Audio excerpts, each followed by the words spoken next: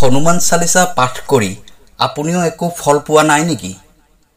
আপুনি বহুত বছৰৰ পৰা হনুমান চালিচা পঢ়ি আছে। প্ৰতিদিনে হনুমান চালিচা পঢ়ে।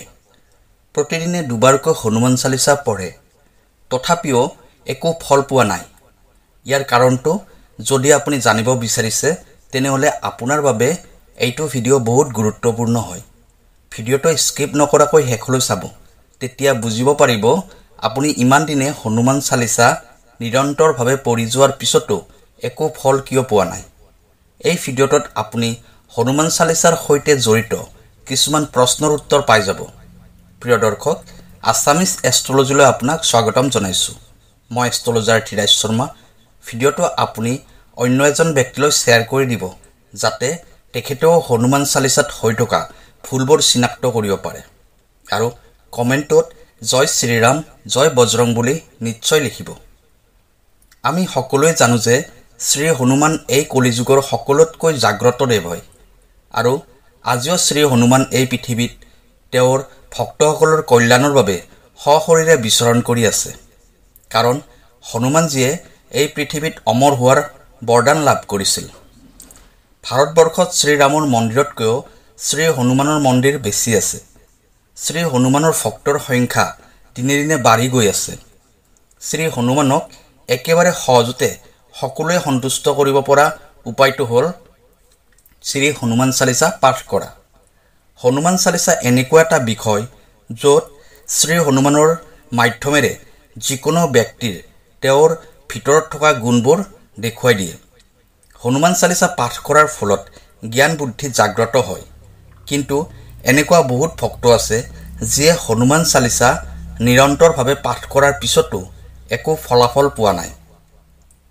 তেওঁলোকে প্ৰতিদিনে হনুমান চালিচা পাঠ কৰে, কিন্তু শ্ৰী হনুমানৰ কৃপা কোনোদিনে লাভ কৰা নাই। এনেকুৱা কিয় হয় বাৰু? এনেকুৱা কি ভুল হৈ আছে যাৰ ফলত আপুনি হনুমান চালিচা পাঠ কৰাৰ একো ফল পোৱা নাই? আজি আমি এনেকুৱা 5টা কাৰণৰ বিষয়ে আলোচনা কৰিম যাৰ ফলত আপুনি হনুমান চালিচা পাঠ কৰি একো ফল পোৱা নাই। নিৰন্তৰভাৱে প্ৰতিদিনে শ্ৰী হনুমান চালিচা পাঠ কৰাৰ ফলতো শ্ৰী হনুমানৰ কৃপা লাভ কৰা নাই। সেয়েহে খুব মনোযোগেৰে কাৰণকেইটা শুনি যাব। এটা পইণ্টো এৰি স্কিপ নকৰিব। প্ৰিয় দৰ্শক, কাৰণকেইটা জনাৰ আগতে যদি আপুনি আপোনাৰ ব্যৱসায়, চাকৰি, শিক্ষা, টকা পইচা তথা বিবাহৰ বিষয়ে জানিব বিচাৰে তেনেহ'লে ভিডিঅ'ৰ স্ক্ৰীণত দিয়া নম্বৰত আমাৰ সৈতে যোগাযোগ কৰিব। আমি আপোনাৰ সমস্যাসমূহ সমাধান কৰিবলৈ চেষ্টা কৰিম। এতিয়া হওক কাৰণকেইটা জানি লওঁ। প্ৰথম কাৰণটো হ'ল প্ৰভুৰ সৈতে একাত্ম হ'ব নোৱাৰা। বহুত মানুহৰ অভ্যাস আছে যে পূজা নাইবা ঈশ্বৰক ধ্যান কৰাৰ সময়ত বেলেগ ধৰণৰ চিন্তাত ডুবি থাকে।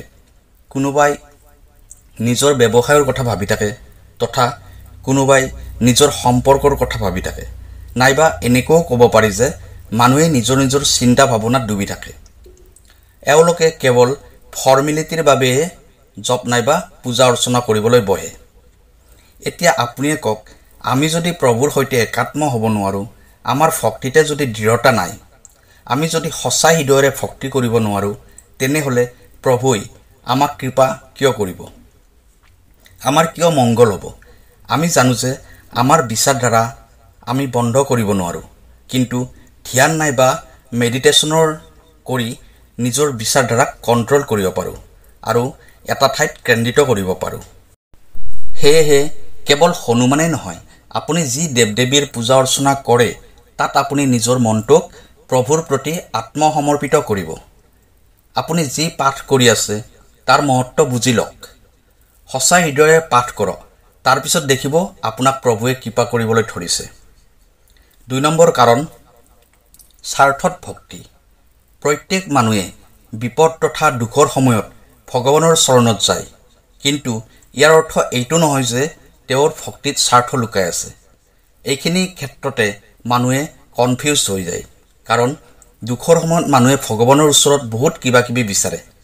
উদাহৰণস্বৰূপে, যদি কোনো ব্যক্তিয়ে দুখৰ সময়ত ভগৱানক সঁচা হৃদয়েৰে আৰাধনা কৰে, তেতিয়া ভগৱানে তেওঁৰ আৰাধনাত সন্তুষ্ট হৈ তেওঁক কৃপা কৰে।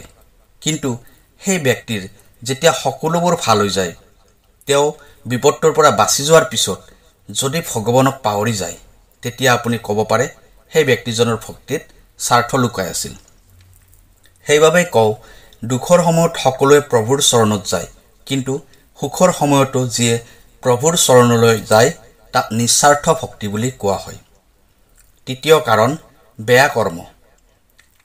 সঁচা ভক্তিৰ লগতে ভাল কৰ্মও কৰিব লাগে, কাৰণ বহুত মানুহেতো ঈশ্বৰক ভক্তি কৰে, কিন্তু তেওঁৰ বেয়া কৰ্মৰ ফলত ভগৱানৰ কৃপা লাভ নকৰে। আপুনিয়ে ভাবক, এফালে আপুনি পূজা পাঠ কৰি আছে আৰু আনফালে আপুনি জানি বুজি পাপ কৰ্ম কৰি আছে। তেনেকুৱা ক্ষেত্ৰত আপুনি কেনেকৈ আশা কৰিব যে ঈশ্বৰে আপোনাৰ প্ৰাৰ্থনা শুনক বুলি? কৰ্মৰ ফল আমাৰ সুখ দুখৰ কাৰণ হয়। 4 নম্বৰ কাৰণ, সংকল্প সম্পূৰ্ণ নকৰা। যেতিয়া আমি যিকোনো সমস্যাত পৰোঁ, সেই সমস্যাৰ পৰা পৰিত্ৰাণ পাবলৈ আমি বহুত ধৰণৰ প্ৰয়াস কৰোঁ। পূজা পাঠেই হওক নাইবা ব্ৰত পালন, সংকল্প লোৱা ইত্যাদি।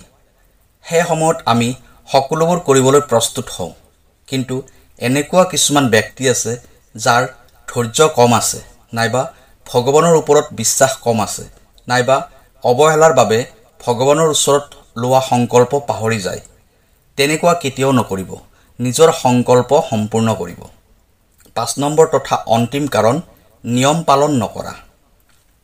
প্ৰায়সংখ্যক মানুহৰে এটা ডাঙৰ সমস্যা হ'ল যে তেওঁলোকে কেতিয়াও আমাৰ শাস্ত্ৰত কোৱাৰ দৰে নিয়মবোৰ পালন নকৰে।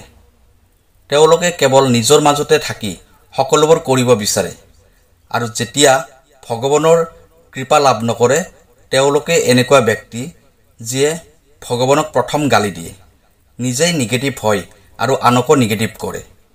এতিয়া আপুনিয়ে কওক, কোনে তেওঁলোকক বুজাব যে আচল কথাটো প্ৰভু ভক্তিতে আছে, বাকী সকলোবোৰতো মায়া হয়। তেওঁলোকে প্ৰভু ভক্তিৰ বাবে সামান্য নিয়মখিনিও পালন কৰিব নোৱাৰে, যেনেকৈ চাফ চিকুণ হৈ পূজা অৰ্চনা কৰা, ঘৰটো সদায় চাফা কৰি ৰখা, মাংস মদিৰা পান কৰি পূজা নকৰা, ব্ৰত আৰু সংকল্পৰ সময়ত ব্ৰহ্মচাৰ্য পালন কৰা ইত্যাদি। প্ৰিয় দৰ্শক, এই 5টা পইণ্টছ আপুনি পাহৰি নাযাব। এই নিয়মকেইটা পালন কৰি আপুনি হনুমান চালিচা পাঠ কৰক, আপুনি হনুমান চালিচাৰ ফল নিশ্চয় পাব। এনেকুৱা জ্ঞানবৰ্ধক ভিডিঅ' পাই থাকিবলৈ আমাৰ চেনেলটো ছাবস্ক্ৰাইব কৰিব। আজিৰ বাবে এইখিনি আছিল। অহাকালি আকৌ লগ পাম অন্য এটা ভিডিঅ'ত। তেতিয়ালৈ নমস্কাৰ।